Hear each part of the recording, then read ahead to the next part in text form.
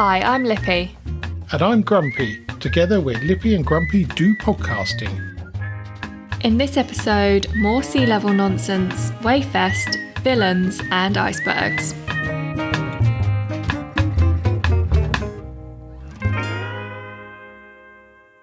Now, Lippy. Hello.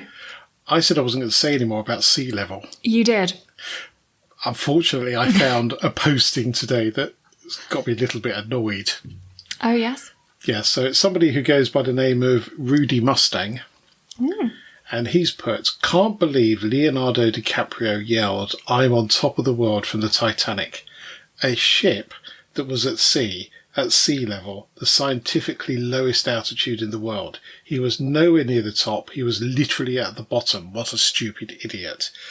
Well, you're partially right, but before you start calling people stupid idiot, I would just double check, really, because although he's not at the top of the world, he's not on top of Everest. It's not the bottom either, because there are places that are below sea level. And as we discussed last week and the week before, sea level is not a constant. It's all over the place. And actually, nobody can physically be on top of the world, because that would mean being outside of the world to be on top of it. Not sure about that. Oh, yeah, because the world is contained in the earth, isn't it? Yes, but if you're on With top the of ozone Everest... You're at the highest point of land. Well, it depends on what you mean by on top of the world. Also, on top of the world is a phrase relating to a feeling. Oh, absolutely, yes. So he feels like he's on... I understand he maybe should have said, I feel like I'm on top of the world. I think Rudy Mustang's a bit of an idiot. Well, I do too, because there are many places that are lower. And you take there's a trench, isn't there? I can never remember the name of it. Laurentian Trench, which is the deepest place on Earth that we know of. And actually, you would be lower standing on a beach than you would on a boat. Yes, you would. Yes, absolutely. Yeah. Yes. But then because of the oddity of sea level, you could actually be higher. Oh, yeah, it depends, doesn't it? And there's a bit more to this. Oh, is there? There is. The line is not, I'm on top of the world. The line is, I'm the king of the world. Oh, Rudy. That is one of those posts that I would absolutely love to just sit and read through all the comments. I might do that. I only found that very late this afternoon. Yeah, because I love reading the drama. Well, I'm surprised he hadn't deleted it. Well, maybe he has. It was a screenshot. So okay. Maybe it has gone. I will also try and dig it out just for a bit of amusement. You have to be careful, don't you, when calling someone a stupid idiot? Well, it does get the alarm bells going. Or it gets mine going anyway. But there are a number of film lines that are very common sayings that were never said. Yes. Beam me up, Scotty, for example, was never said in Star Trek. Certainly not in the series, whether it was in the films, probably not. You Dirty Rat, which was from a film that I now can't remember the name of, with James Cagney in it. It was a war film, never say that. Casablanca, Play It Again, Sam, never said that. It was Play It For Me, Sam, one. Play It Again. It is, yeah. And it's amazing how many of these get twisted and accepted as correct when they're not. Yeah. So, yes, if you've got any misquotes from films, let's say, then please drop us a line. Do it. Do it. That's not a misquote. That is a line from Starsky and Hutch film. More than one line as well. So, Wife and Grumpy and I had a very splendid weekend at Weyfest. We were joined by Lippy and Duck Boy for Friday. Yes. Which was interesting because the Christians were playing. I really like the Christians. We've seen them a number of times, but they just seemed a little bit off. Lacking enthusiasm. Yeah, I don't know what it was. And then we stayed to watch Delamitri, who wouldn't be a band I would go and see. Let's put it that way. Yeah. Go and see them. I mean, they were musically very good. And actually, the guitar player, the lead guitarist, who was dressed like somebody from Men in Black, he was brilliant. And where we were, you could hear him really clearly. And I thought he was brilliant. He was very good, yes. Really good. And the riffs he was coming out with were quite something. Pretty spectacular, yeah. But again, it's one of those events where actually the bands that you've never heard of are the ones that you go, wow, they were fantastic. Yes. Absolutely brilliant. We were talking about 10cc yesterday because they finished off the event on Sunday. And I thought they were brilliant. My wife and Grumpy said, there wasn't much audience participation. And we'd seen them 2 or 3 years earlier when there was loads of it. I said, yeah, but they had half an hour longer first time round. Because Sunday is 10:30 finish. They lose half an hour. So there was a lot of storytelling about the names of albums and because they had more the time. recording process. Yes, because they had more time, which they quite rightly dropped out that and played more music, which is, I'd much prefer that. But that's the bit you're paying for, isn't it? Is the music, absolutely, really? Yeah. So we bought tickets for next year. And we're no idea who's going. The whole weekend. The whole weekend, which will be great. Yes. And I went to the acoustic stage, which is in one of the little huts. And that was great. There were some really good, talented musicians on there that you'd never heard of. And it's well worth doing. I should do more of that next year as well, because that was just... I do like a bit of acoustic music. Yeah, and the talent of these people is incredible. And you get a seat, which is very useful. So there's no messing around with chairs. You get a seat. That is good. Do you know which bit I'm looking forward to? Food. And the cocktails. Yeah. Both equally excellent. The food was superb. Honestly. We normally only eat once, and pay to eat once and take food. And because of a shopping, lack of shopping, let's put it that way, there was no food in the van apart from some wraps and a banana. So we We ate. We eated it all. We eated at lots of different establishments, which was quite nice. And did you ever end up at Bohemian Rhapsody? No, and the reason for that was the only vegan thing they had involved cauliflower. I find cauliflower and cabbage, which is brilliant for you, but it plays havoc with me. Yeah. So that was. But that was a good one. I had a lovely wrap from that. That was good. And next door to that, which was something with saffron. Yeah. Yeah, that one looked amazing. But what happened on the Saturday rather, is that everybody decided to go and eat at 6:00. Oh no! And they were desperately trying to cook rice and running out of potatoes and all sorts. I mean, all the vans, not just that one. Because on the Friday, when I was queuing for the Bohemian Rhapsody, and I'm going to keep saying the full name because it's such a good name. It was brilliant. A lady walked past going, "That's atrocious. The jacket potato van has run out of jacket potatoes." On the Friday as well, on the first day. Well, the thing is that Friday's been different. They originally was only 2 or 3 bands, so they would start at 6. And now it's virtually a full day. And it's a lot quieter. I mean, we sat down and had Aperol Spritz, and that's the last time those chairs were free. Yes. Yes, there was somebody in them for the rest of the weekend. So I think Friday's a bit of an oddity. They had jacket potatoes next day, so we had one for lunch, and it was very nice. Very nice, very healthy. Yes. Yeah, so all in all, very, very good and most enjoyable. The other bit I'm looking forward to is getting an even better score on the axe throwing. Yes. Yes, you did quite well at that. I did. It could have ended in disaster. Well, I suspected it would. Because I had a pint of wine at that point in my hand. Yes, you hadn't consumed it, though. No, I hadn't. I had a couple sips.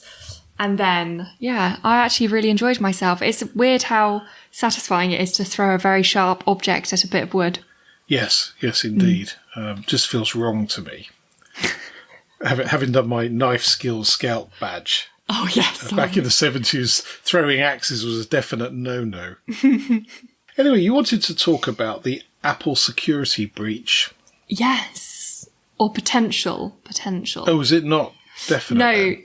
No, so what's happened, I saw it on LinkedIn earlier today, actually, and it's been all across the news and stuff. So what has happened is Apple have identified a potential security breach in iPhones from iPhone 6S and below. So anything above iPhone 6 is fine. It hasn't got the issue. Certain Apple Watches, certain iPads, and certain Macs running an older software. Okay, yeah. So they've released new software. That's why they've released that there is a potential security breach, so that you download this new software. Also, I think I saw on Twitter as well, Starling Bank have been contacting customers about the potential breach. Okay. Just to like, as an extra form to be like, please download the new Apple thing. We don't want you to lose any bank details or any money or anything because of this. Which is all really great. And then on the news article I was watching, it was like, there have been 0 breaches. So there's been no reported breaches at all. Okay. And I was reading through the comments saying, how great is it that Apple have found this and released it and not worried about how it could be detrimental to their company and whatnot. I have a very different opinion on Okay. it. People that have had old Apple products and not kept up buying the brand new ones will know that as time goes on and you download the new software, your phone basically goes to poop. It can't cope with the new software, and it basically gets to the point where you physically have to buy a new phone because it doesn't work anymore. Yeah. So it's slightly suspicious that it's only 6S and below, which are the ones that won't be able to cope with the new software update. So in my mind, is this like a little scam to make people buy brand new iPhones? So is the fix a completely new version of the operating system? Or is a patch on what you'd have already? It's a patch. It's like 15.6 or something like that. Okay. Is the new one. New software. Okay, so it'll be a minimal amount of change. Yeah. Because to roll that out in a short space of time means that you are only changing the bare minimum that you need to get away with. And that could be one line of code. However, though, as an older Apple user previously, I would stop downloading the newest software so that my phone would continue to work. So Yes. I wouldn't have even downloaded the 15 yet. I would have stayed on a lower one so that my phone would work appropriately. Because as soon as you start downloading the bigger ones, your battery dies within like 2 hours. Well, didn't they fess up to that? Yeah, I know, but Something that's in what I there that mean. was- So is that not this again? Well, who knows? Yeah, I mean, you know my opinions on Apple products. I just think Apple are sneaky. They're very sneaky about how they do things sometimes. And I feel like the fact that there's been 0 breaches and they found this issue, slightly suspicious to me. Well, what it means is that they've found it and nobody else has, which is the ideal scenario, It is. rather than the other way around, where all of a sudden people have lost data or lost money, more importantly, and they just go, "Ooh, we just found a bug in our software," and then it isn't. By then, it will be out in the nefarious people that will make use of that will be aware of it and be making use of it. But how is it only a bug for iPhone 6S and below? Because it could be using a modular code that's no longer used. After the cut-off, it could be completely new code base.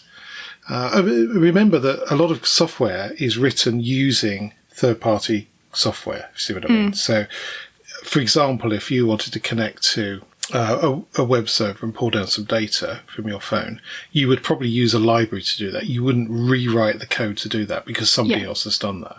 And there's been a number of them over the years, and particularly around grabbing data from other places where there's just a flaw in there which if you take advantage of, then you've got other access.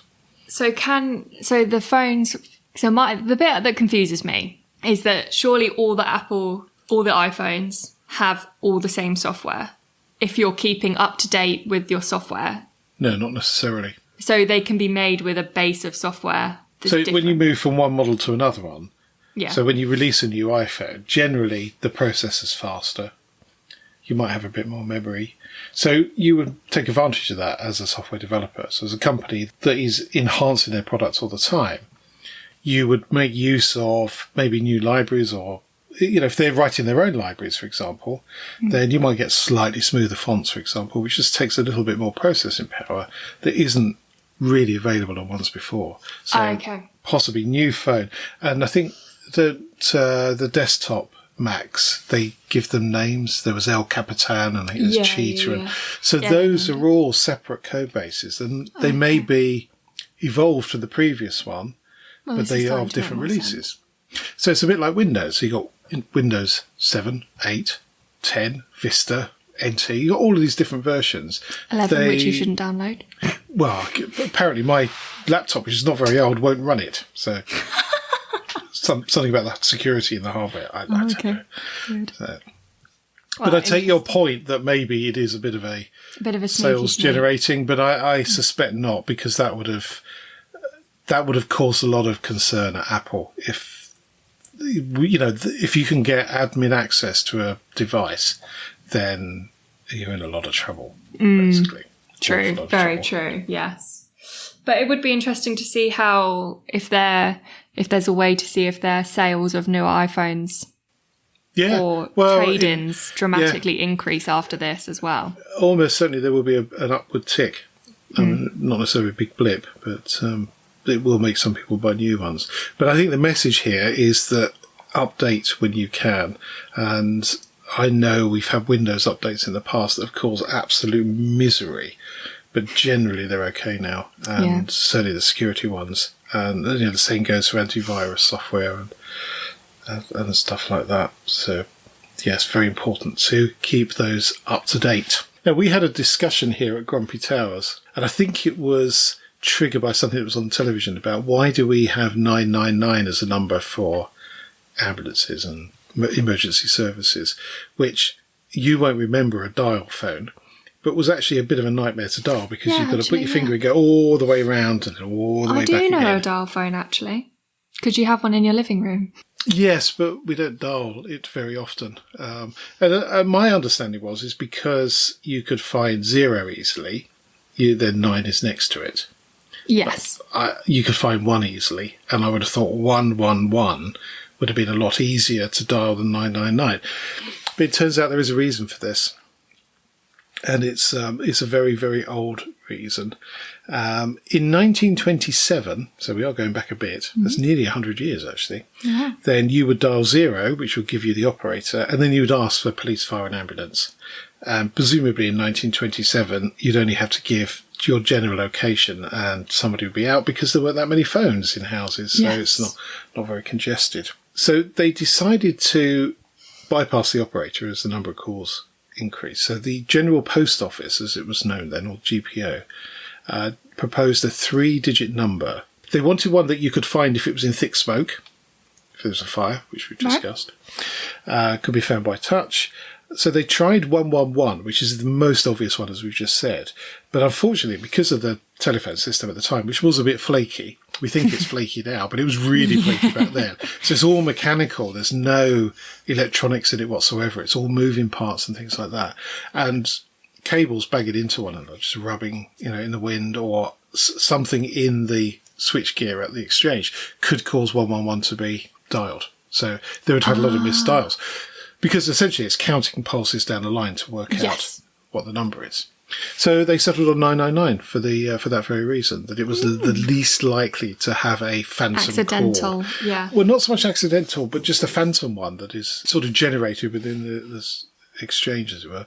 So that was launched in 1937, and it is the world's oldest emergency call service. Interesting. So originally, 999 would turn a red lamp on and a klaxon would siren that there was an emergency call coming in, so it wouldn't go direct to the police station or the fire station. Well, it goes to a call centre now, doesn't it, basically? Like a Yes, it does, handling centre. Yeah. Yeah, and those television programmes that cover that, they're amazing, because they're dispatching an ambulance, which I know at the moment has been a bit on the slow side. Generally, they're dispatching it and giving people advice whilst the ambulance is on the way. Certainly the experience I've had with my mum, they've been phenomenally quick. Yeah, they're very good at giving advice as well. Yes. I think they're all medically trained or something. They're normally very good at talking you through what you should be doing if you can be helping. Now, I came across an interesting scam from the 1990s, and we both love a good scam. I love a good or a scam. hustle. I think I've got another one coming up a bit later as well. This is a Nigerian scammer who we tend to think as being email-based. But this chap, Emmanuel Dawood, and I hope I pronounced his surname correctly, managed to sell a fake airport to a Brazilian bank. What? Which is just stunning. Utterly stunning. So That's actually the best thing I think I've ever heard. Yeah, I mean, previously he was the director of the Union Bank of Nigeria, So he had lots of knowledge about documentation and processes that would go on. So he impersonated a chap called Paul Ogwama, who was the governor of the Central Bank of Nigeria. And he had a number of accomplices. So he had a good tight crew, as I think they would say in hustly programs. So he pitched the idea to a chap called Nelson Sakaguchi, who was the director of the Brazilian bank. I have picked one with some really easy to pronounce surnames. Oh, yes. So I hope I'm not offending anyone with this. And anyway, so one of the lines in Hustle is you can never con an honest man. So they sweetened the deal for Nelson by informing him he should get a $10 million commission out of the deal, which is going to taint your the way that you view it slightly. Yes, definitely. Anyway, between 95 and 98, Nelson paid the fraudsters $191 million in cash, and then another $51 million in the form of outstanding interest. So they got away with a lot, an awful lot. And he only got 10 million out of that? Nobody didn't get anything. He was on a promise of 10 million once the deal was completed. But of course, the deal's in process. Money's coming out of the bank to pay for this so-called airport. And then nothing's there. Yeah. And it wasn't until 2004 that Emmanuel and his crew were taken to court.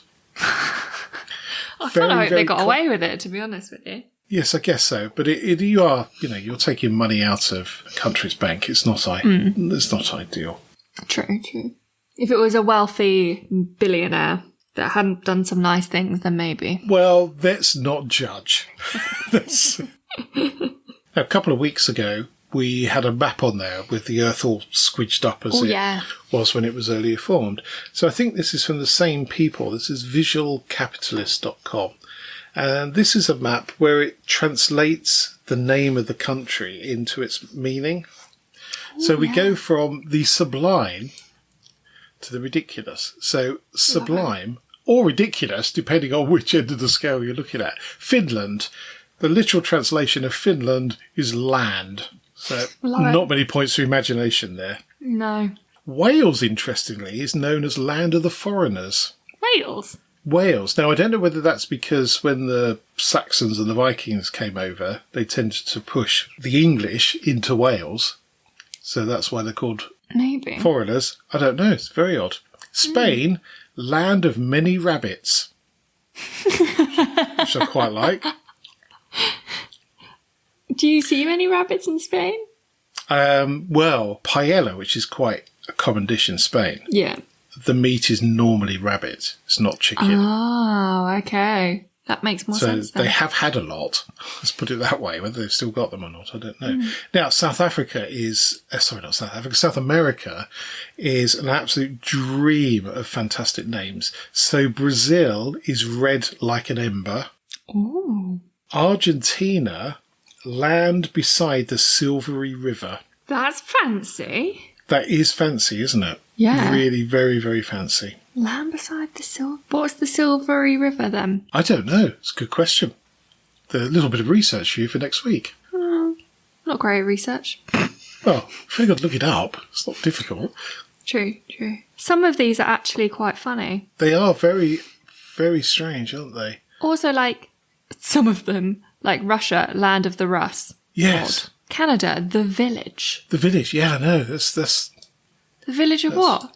I like in the navel of the moon. Which one's that? That is Mexico. Oh, didn't spot that one. I would like to know what they actually mean, though. Oh, who knows? The thing is, it's a bit like names of stars and tribes, isn't it? It's something that's applicable to a very small area. Yes. Now, some of the islands in the Pacific are quite interesting. You've got 8 standing together. I go to the beach. Frizzy-haired men, which is Papua New Guinea. Brilliant. Does that mean you can't live there if you don't have frizzy hair? I don't know. Or a man. So if you don't have frizzy hair and you're a woman, you're out. You're out. The last one, which I think is brilliant, is Cameroon, which is River of Prawns. Brilliant. I love that. good. That's really good. That is very, very good. So I have another hustle story. And this is an even older one, actually. This is back in the 1800s, which was a period, late 1800s, early 1900s. Lots of, as they say, colourful ne'er-do-wells. Lots in America and lots in the UK. Interesting. Now, this chap, George Leslie, had a double life. So by day, he was a distinguished architect who hobnobbed with New York City's elite. By night, he was history's most prolific bank robbers. Now, again, a bit like the gentleman we spoke about earlier, he was designing banks. So there's a thread here, is that you learn something in your day job, and then as your side project, you use that knowledge to amass a fortune. Steal something. This is not career advice, please. So his exploits accounted for 80% of all the bank robberies in the US between 1869 and 1878. Wow. He amassed a total of $7 million in that 1800s, equivalent of 200 million in today's money. Oh my God. Yeah, that's a lot of money to steal. Substantial, yeah. And the last bank heist that he did is still the largest in US history when you adjust for inflation at $81 million. So over half of that? Oh no. Just under half of that. Just under half of that was in one go. He just got better and better. Impressive. Yeah, interesting. And it's a good story. It's a very long story, as you can imagine, because it's a little bit softly, slowly monkey with him. Well, that's the way to do it, isn't it? If you're going to rob a bank, do like one and then leave it like ages and then do another one. Well, it is. Or you do it, big burst, do it all in one go. And unfortunately, you tend to get greedier, and then that's when you get caught. So, interesting story. Don't get greedy when you're robbing banks. Yes, indeed. Now, there is a twist to that $81 million. He didn't actually do that. He didn't do that job. His gang did it. He had disappeared by this time, and he'd been shot. And his corpse was found some months earlier. Dramatic. Yes, indeed. And they suspect it was one of his accomplices. But it was never proven. So he was buried in an unmarked grave, grisly end, at the age of 36. So didn't really get much chance to spend his ill-gotten gains. No. Interesting when you read books on what we would now call social engineering. So sometimes hacking isn't about sitting at a keyboard typing passwords until your fingers fall off.